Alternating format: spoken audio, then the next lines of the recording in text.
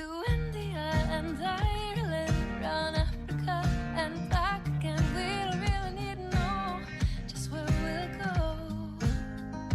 Maybe Canada, then to Brazil, then through the Alpine foothills. All I really want to know is, can we go? Oh baby, can we go? Round and around the globe.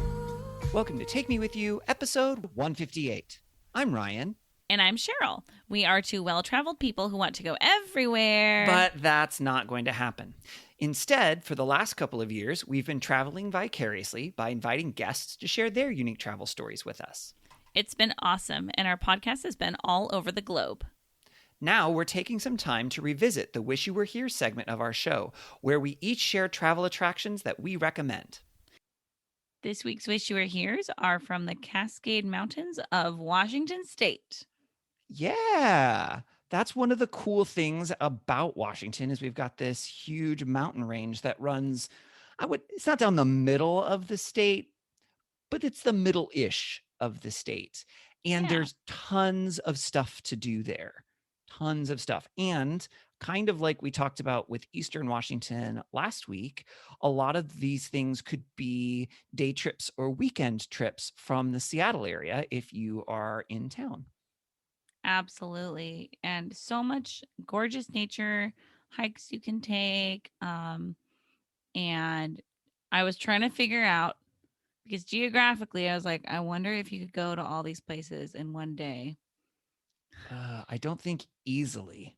Not easily. Also, a lot of these things could like take a day, Mm-hmm. and so this feels different to me than like some of the other ones where we're like, oh, you could just do a trip with this. I mean, you could do a trip with this, but like I would say like pick your favorite and take a day and go enjoy it, because there's a lot of fun things here. Yeah. And you lived in the Cascade Mountains for a while. So some Yeah. of these are from that time while you were living in the mountains. Yeah. It's such a beautiful area. Highly recommend. All right, Lisa. All right, so mine is something in Washington State. I went on the Rail to Trail, the Iron Horse State Park Trail, and it's a walking and biking trail that goes through the old train tunnel at the Snoqualmie Pass. Oh, Yes, yeah. Interesting. So there's different ways you can experience it. You can drive to the Hayek Trailhead, which is on the other side of the pass from the east side of the pass. I think I've seen that Yeah. on an exit sign. Right, yeah. yeah. And it's a nice place with fully functioning restrooms, picnic benches. fancy. Yep. And then I think you can just go like a third of a mile there to the one end of the rail was the Chicago, Milwaukee, St. Paul Pacific Railroad. And then the tunnel is like 2.3 miles. And it's completely dark, so you're going to want like a flashlight, good shoes. A light for your bike, maybe, or a headlight. Yeah, if you're riding your bike through it, you're going to need a light for your bike, and it's really fun to ride through. And then there's just a trail on the other side you can keep going if you want. Cool. The way we did it was you can go to the outside of North Bend. What is the I don't remember. trailhead? I think There's I a lake marked there. this on my map. What's that really popular hike near North Bend? Sure. Rattlesnake Lake. Yeah. So you it's drive outside. towards Rattlesnake Lake. Okay. And instead of parking in the main parking lot, so there's another parking lot that is like the Palouse Falls parking lot, and you need the Discover Pass to park there, but it doesn't get nearly as crowded as the main Rattlesnake Ridge parking lot. Yeah. So I think we parked there like 10:30 on a Saturday, and Nice. there was spots. Cool. Oh, okay. And we unloaded our bikes, and then it's like a 17-mile ride to the tunnel through there. And it's gorgeous. You're going over trestles. It's just like in the forest. It is an incline up, but because it's an old railroad, it's not much of an incline. Slow incline. But it's an incline the entire way up. Yes. And then on the way back down, you're just going down. So it's pretty nice. Jeff had a steel like department store old bike, and I think he made it halfway. It was so heavy, and I couldn't keep going. Yeah. So it's Everyone pretty. else had like It was pretty really rough light for you. bikes. Yeah, well, mine's just a typical aluminum bike, like a $300 bike, but it makes a difference. So if you like biking, that's a gorgeous ride, and then you can say you rode over the Snoqualmie Pass afterwards. Interesting. It's a fun day trip. So Nice. yeah, That's different very ways to cool. experience it. Fun. Yeah. All right, Cheryl, how about your wish you were here? I'm going to stay very local and very small. I went to a good burger place recently, and I just got to share about it because so I've traveled over I-90 in Washington State quite a number of times now because I lived in Eastern Washington for a while, and my husband's family still lives out there. So I mean, just like I'm pretty familiar with driving on I-90 in Washington. There's a really good burger place that kind of in Easton, in the middle of nowhere, and just when you're like, there isn't food around here, even if I was hungry, or I'll just wait till I get to Ellensburg for something. But it's called Mountain High Burgers, and their burgers and shakes are amazing, and they're so affordable. And I will probably never not go there now. Like, I got the root beer shake and it was so good. And so Mountain High Burgers in Easton off of I-90. Check it out next time you're driving over that pass. Yeah. And we actually got to wish we were there together. That makes so much sense grammatically. So much sense. So much sense. Yeah. So you called me up and was like, "Hey, you want to go hiking?" And you were like, maybe? Yep, I was not super confident of it. Do you want to explain a little bit about where we went? Yeah. So the reason I thought of suggesting this hike to you was after we recorded our first episode, and you talked about your trip to Switzerland, and you talked about a hike that involved a gondola or a train? Both, gondola. actually. Okay, a gondola and a train. Yep. And so it involved like some transportation and some hiking and beautiful mountains. Yes. And you're not much of a hiker, but I was like, there's this hike that is very cool. And I was like, I think you would enjoy it. And so I suggested it, and your stipulations were if it wasn't too hot that day, because it was definitely August when we did this. And I'm trying to think of your other stipulation. Well, one of mine was I was like, you and I both had flexible enough schedules that I was like, we shouldn't do a weekend because of crowds. Yep. Which Because was a I've good done a lot call. of I've done a lot of Seattle area hiking to learn like I like hiking when you don't feel like you're in a line of people, when you actually like kind of be alone out. And part of this hike includes a restaurant, and so I was like, well, that's going to matter because of that as well. Yep. So we hiked up Crystal Mountain, which is We did. in central Washington, kind of near Mount Rainier, 12 miles from Mount Rainier, as we learned. Was it 12 or 14? One of the two. Yep, somewhere in there. Less than 15 miles. And so there's a gondola that goes to the top of the mountain that you can go up or down or both. Yep. And the website is very confusing because it says that download only tickets are $10 or whatever it says, which makes it sound like you can only download the tickets from their website. It's very strange. But download actually means Going down the gondola and not up. yeah, so not a round trip ticket. Yes, So only down. Yep. So we I ended guess up I'm supposed to upload only tickets. Yeah. So we ended up hiking up, and it was, what did it say it was, like 4.8 miles or something, but we think it might be longer than that. Yeah. And it took us about 3.5 hours.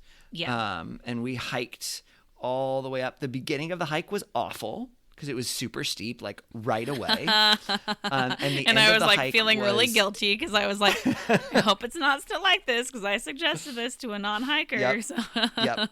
And then the end of the hike was kind of brutal also because However, it was we also got to see Mount Rainier during the end of Yes, the hike. we so, did. You know. So that definitely helped. And then we knew we were hiking to a restaurant and we got to eat food. Yes. And the but view, it was hot. That was the hottest point in the day. And it we was were high enough one that of there the weren't steepest trees parts. around us Yes. anymore. So like Yeah. all of those things, and we were like higher in elevation, so the air was And thinner. ready for lunch. Yeah. Yeah, all of the things Yeah. kind of all came together. But the view was spectacular, and that restaurant is, I mean, you sit there and you can stare at Mount Rainier. Yeah. And it's so it's just cool. like it's just right there. right in front of your face. Yeah. Yeah, like it's kind of comically large where it is, I would Yeah. say. You're like, that's very big. Yeah. We may have stopped at one point and discussed whether or not we'd be dead if it erupted. That may have been a conversation we had. Which was funny because I think you were like a little hesitant. You were like, I hope this doesn't freak you out. But I knew that you would think something like that as a science person. Yep. And then those thoughts don't scare me. So for me, it was just like an interesting conversation. And I was like, oh, yeah, some people would be like freaked out if you're like, Yep. would we die if it erupted right now? And then hearing some dude next to us being like, it hasn't erupted for this many years. And be like, oh, so Yeah. it is due. Yeah. So anyway, it was great. Yeah. And then we took the gondola down, which was great because I was done hiking at that point. Then you're just done, though. Yeah. All the work And- is at the start, and then you eat, and then you just sit in a gondola. Yeah. And then you just drive home. So yeah.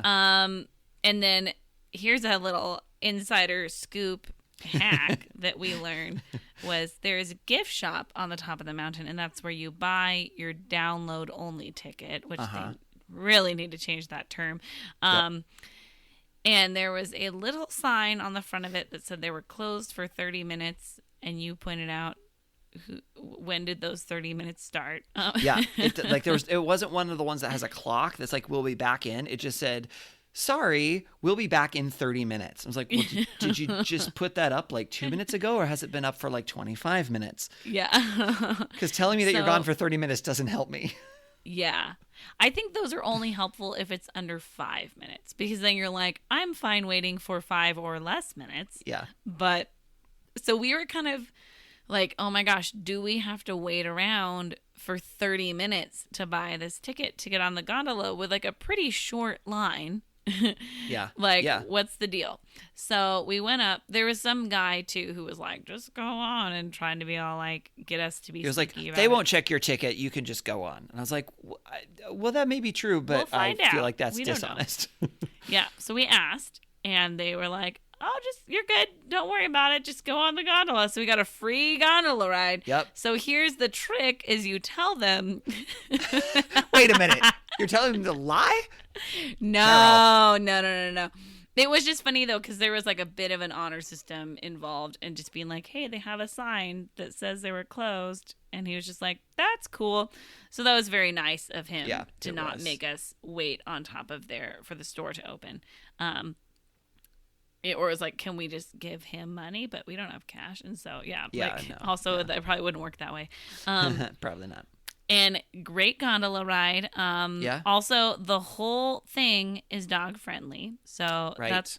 that's why I discovered it last year and went on it in the first place, was because it was like, I mean, most hikes are dog friendly unless you're in national park. But this was like the restaurant, the patio area is dog friendly, and Yeah. the gondola is dog friendly. So like the Yep. whole experience which is great. And they have other multiple than- trails. It's not just like one Yeah. hike. So like, because Yeah. the one that we did is different than the one that you did the last time you went. Yeah. Right. And so they have Yes. multiple different ways that you can hike All and these get to the different top paths, and things like yeah. that. And So- then we ran into people who took the gondola up and then hiked back down, and that would also be an option.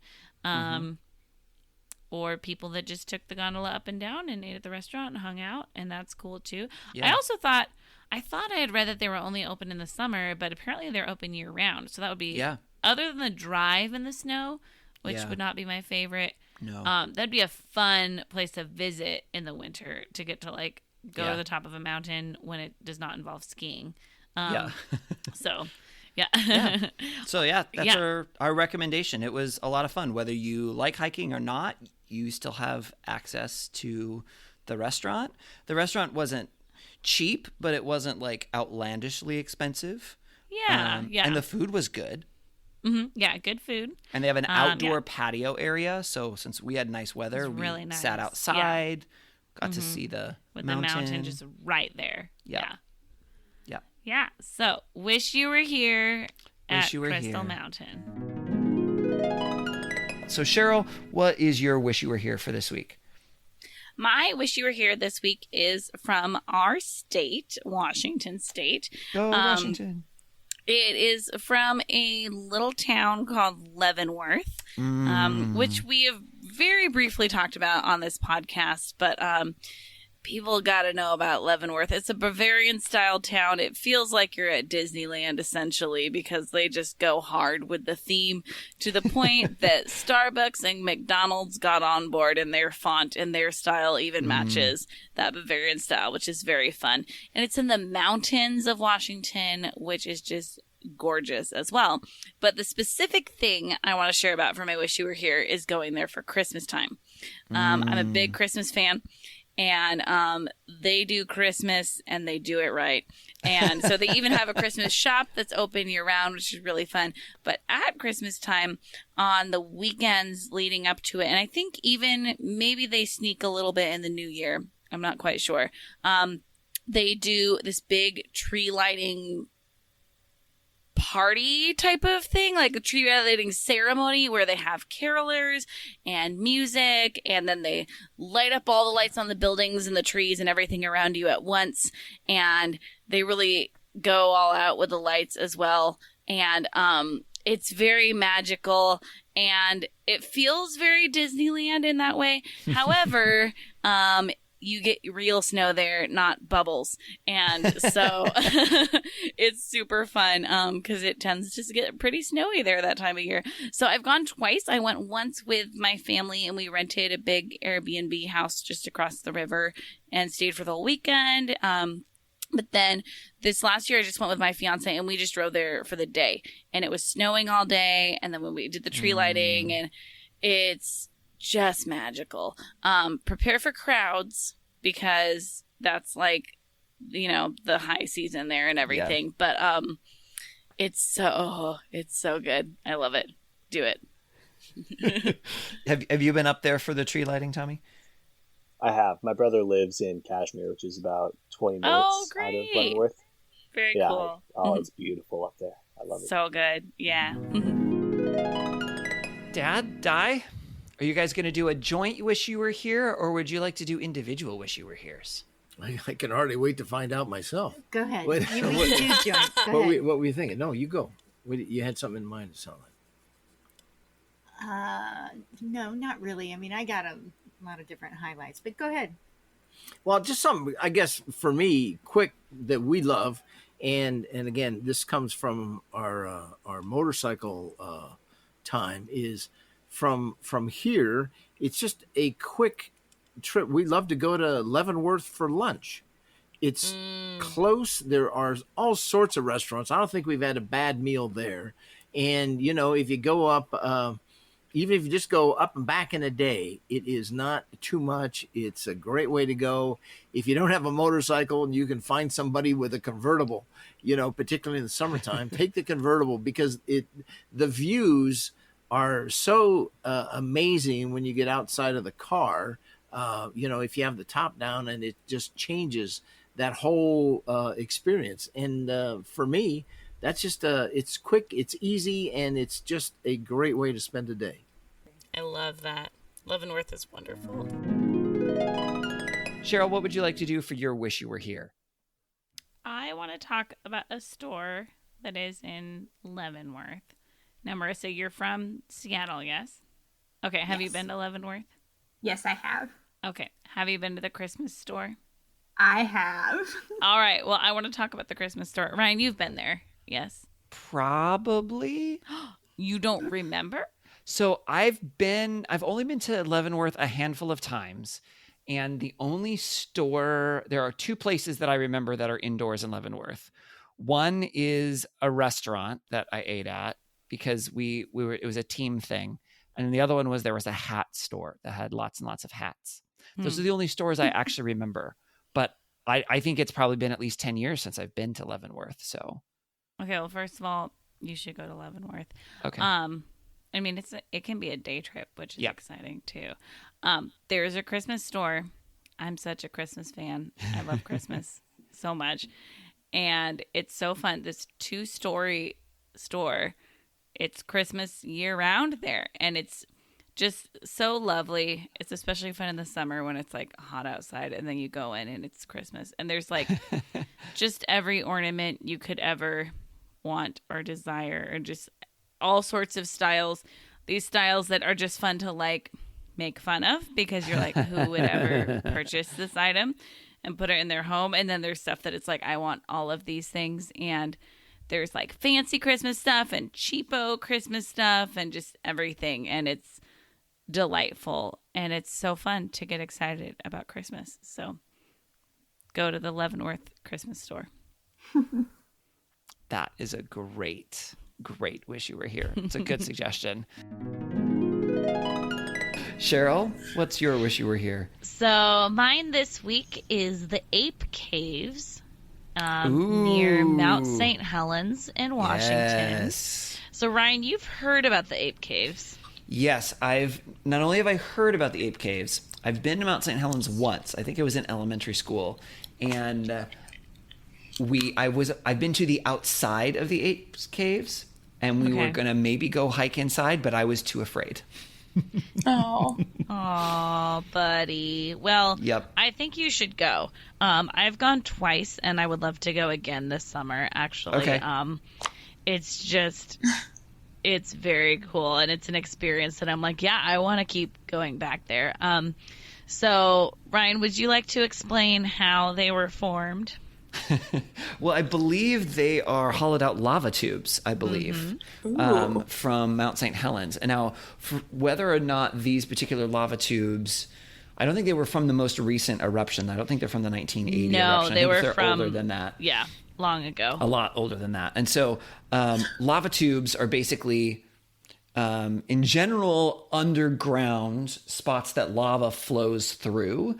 But as the ground around it is cooler, it kind of gets this kind of like crust, for lack of a better word, around the outside. And then as the lava is no longer connected to its magma chamber, then it kind of like flows out to wherever it is that it's flowing. And then it just leaves behind this empty kind of tube or cave. But they're not like... It's not like it's perfectly circular or anything, right, Cheryl? Yeah, no, it's not perfectly circular. And then, I mean, also there have been like some, I don't know if avalanches are the right word in this context or not, but there are like big piles of rocks and stuff, cave-ins. Not total cave-ins because there are spots to get around them, but it's the longest continuous lava tubes in the United States. And so that's fun that it kind of keeps going for a little while.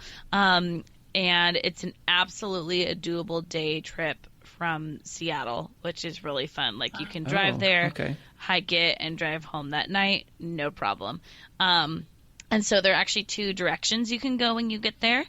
You go down this staircase and you instantly notice that it's way colder down there.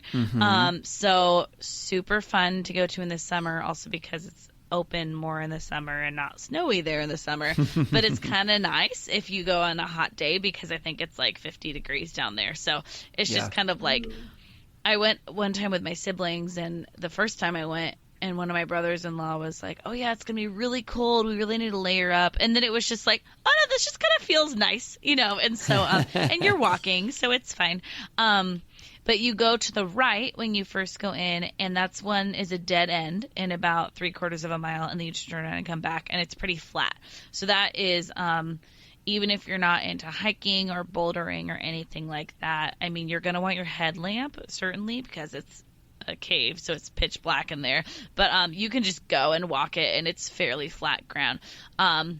So I like to go on that one first, and then you go to the one on the left, and that's like bouldering. There's about 5, it was described somewhere online as house-sized piles of rocks, which is very funny to compare anything to the size of a house because houses are different sizes. So I don't super see how that's helpful. But yeah, there's just these really, really big piles of rocks. I'd say probably the size of like 2-story houses. And it was my first time doing that. And so it was so fun because it's doable. It's totally doable. And also I felt very successful at the end of it. And so that was fun just to be like, oh, I'm a capable person. So is that one not a turnaround then? Like no, you go down and so come that back? one, there's a hole at the end in the ceiling. And there's a ladder that you climb up and then you climb like out of the earth back into the sunshiny day. And then it's just like green grass and flowers and birds all around it, and so it's this very fun contrast to like live through moments apart from each other. And at one point in that side, there's an 8-foot lava fall that you have to climb up. And it has a rope on it, so that's good because otherwise I would super fail at that because climbing up things is like not my strength by any means. And I am saying this to say that if I can do it, so can you. So yeah, it's definitely bring a headlamp and like a spare flashlight, I would say, and bring a buddy or two. But it's, oh man, it's super fun. I totally want to go back. And they're called the 8 Caves because of Bigfoot, so that's exciting too. So Did you see Bigfoot while you were there? No, but you know, someday. So The caves are pretty dark. yeah. Yes, they're very dark. So he could have been there, you know. Yeah. Just He'll not be announced watching himself. from the corner. How busy have they been when So- you've been there? Both times I went were on Saturdays. So that's a pretty good read. Like the first time I went, the parking lot was full, and then we realized it was like the last Saturday it was going to be open for the season. Like it was in September, you know, and so but even so, we were not like constantly running into people in the caves. You know, it didn't seem like there were like voices everywhere and like people and stuff. There's occasionally like if you're around other hikers, you kind of figure out who's faster, and it is maybe a bit more awkward at points than like on a normal hiking trail when somebody's faster and it's like a momentary thing where they pass you. And this is more like their group is also going down these rocks and you're going down these rocks and it's all black. But that's fine. And so I would say for the most part, like most of my time, both times I've gone there, I was just with my group and we didn't see or hear anybody else. And so Okay. that was kind of nice. Because so part of me, one of the things that I find fascinating, and this is probably as a teacher, right? Like science teacher and then just teacher in general, people don't, it's a very common misunderstanding that pitch black is a real thing, right? Like that if you turn off the lights, your eyes will never actually adjust because almost all the time our experiences, there's a little bit of light. And so people think, oh, if I just wait a little bit longer, I'll be able to see. But if you've never been in something completely pitch black, so like if there's no one else around you, and if you're with your group and you could, all of you turn off your lamps and actually experience what pitch black is actually like that can be really, profound is too extreme of a word, but memorable. Uncomfortable. Yeah. And it can definitely be uncomfortable. That's a great word, Elise, right? Because like if you've never really been that in something that black, it can feel oppressive sometimes. And then, it's also like can be really quiet in there as well. So there's also like a sound element other than you'll hear like dripping, you know, or things like that because of like moisture dripping into puddles or, you know, different things like that. But the darkness was such a cool experience. And then I have this flashlight, and I don't know if I still own it. That's one of those like crazy, crazy powerful flashlights, you know, that like it says that if you have it on the like strobe feature that it's like supposed to be able to stun a person or whatever. And I don't know if you guys have heard of those flashlights. They're nuts. And in that cave, Ryan, it looked like a lightsaber. So I would say if you bring one of those crazy cool powerful flashlights and it's in that pitch black, you can just see the straight stream of light coming out of it. And yeah, I was with a friend and he started playing with it like it was a lightsaber. As you should. Yeah. And so that was quite an exciting moment as well. So, Cool. so check out the Ape Caves. Yeah. Okay, Cheryl, why don't you go ahead and share your wish you were here? Okay, so mine is inspired by what Jason was sharing about today, and I want to share about a very easy hiking trail that gets you a view of Mount Rainier. So it's called the Natchez Peak Loop, and it is on the, I want to say, southeast side of the mountain. It's at least in that direction. And half of the trail is on the PCT, and half of it is PCT is the Pacific Crest Trail, Okay. and half of it's considered that, and half is considered like this different trail, but it makes a loop, and so you can't bring your dog on the whole thing because you can have your dog on the PCT, but not on this other trail. So to complete it, unfortunately, no dogs, which is very sad. But it's pretty flat. There's a little hilly at points, but the elevation gain, I think, totals like 500 feet or something. So it like, okay. And it's like a 3 or 4 mile loop. So it's not very long. And, if you start it by heading on the Pacific Crest Trail and going south, then the whole second half of the loop, you're just walking directly towards Mount Rainier, like right in front of your face. And if you go in like August or September, that's when the wildflowers are blooming. And so it's just like sunny and there's wildflowers everywhere. And you're just like staring at Mount Rainier.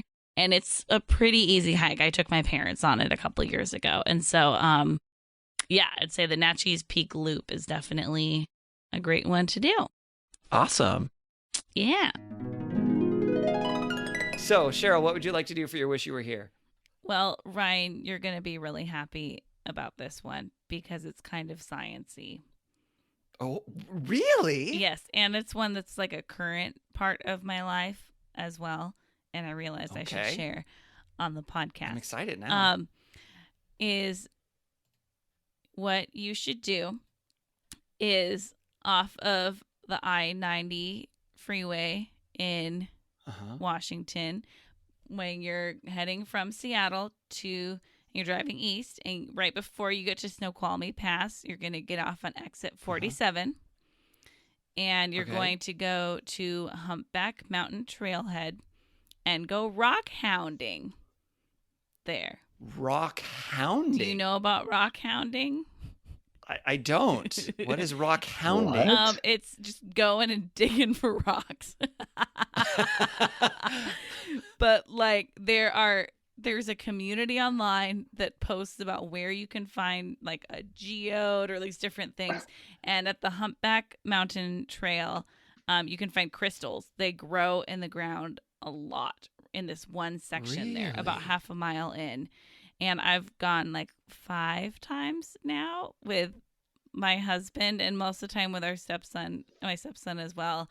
And we go and dig in the ground and find crystals. And it's so cool. And there's other people out there. That's cool. So it'd be so weird if I went on that hike and didn't know what it was about, because all of a sudden you come to this area where there's just like people like spread out through this hillside, and they're all pretty quiet because they're doing their own thing and digging. But it would be kind of alarming if you didn't know it was there. But it's fun. I really enjoy it, and we found some like decent sized crystals. But then people are posting online regularly that they're finding like pretty big ones right in that area, and so yeah, we've been learning more about it. We just got a new like sifter for it. Wow, you're like a serious rock hounder now. That's hardcore. It's pretty fun because I like the hiking, and I mean I think it's fun to look for things. But then yeah, Daryl's really into the rock aspect of it, so it's pretty cool. So find rock hounding in your area, but if you're over here in the Seattle area, that's a place you can dig for crystals. Awesome. Yeah. That's cool. You look so surprised. I am super surprised. Dawn, what would you like to do for your wish you were here? Yeah, this was hard. I didn't think about this one ahead of time. So the thing that just popped into my head, and I'll go with a more recent thing. So last summer, my girlfriend and I made a trip out to Big Lake, Washington, which is up past Mount Vernon. And while there, we rented an Airbnb on the lake. And it's where I was reminded that when I retire, I would love to own a lake house and be able to just walk out every morning and fish or go kayaking, whatever. And so, like, someday when I have my lake house, I will wish you were there. You can come and visit me at my lake house. Yes. Which hopefully will be sooner rather than later. But yeah, lake house. It doesn't have to be Big Lake, but it was a pretty cool location. Nice. I'm not familiar with that particular spot, Big Lake. Neither am I. I mean, are there a lot of lake houses? Is it fairly undeveloped? Is it? No, there's lots and lots and lots of lake houses. Okay. A lot of people skiing and boating on it, so it's a recreational lake. But yeah, it was pretty cool.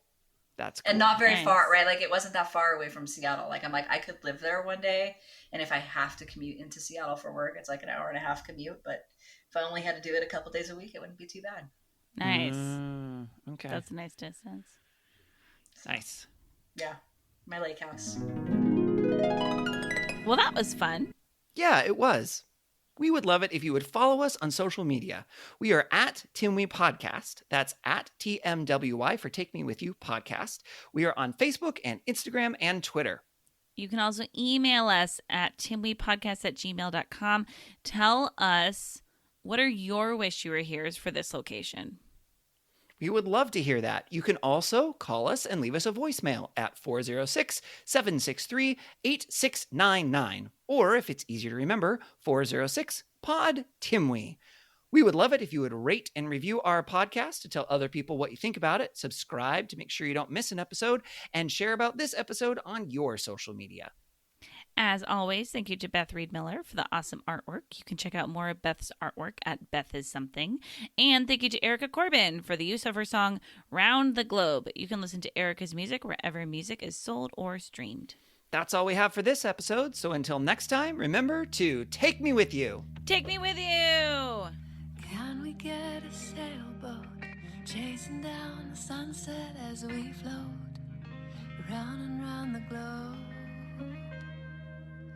Salty air and balmy nights, guided only by the lights above, and light little love. Oh, the world is out there waiting to explore, and all our troubles here wanting to be ignored. Oh, let's go to India and I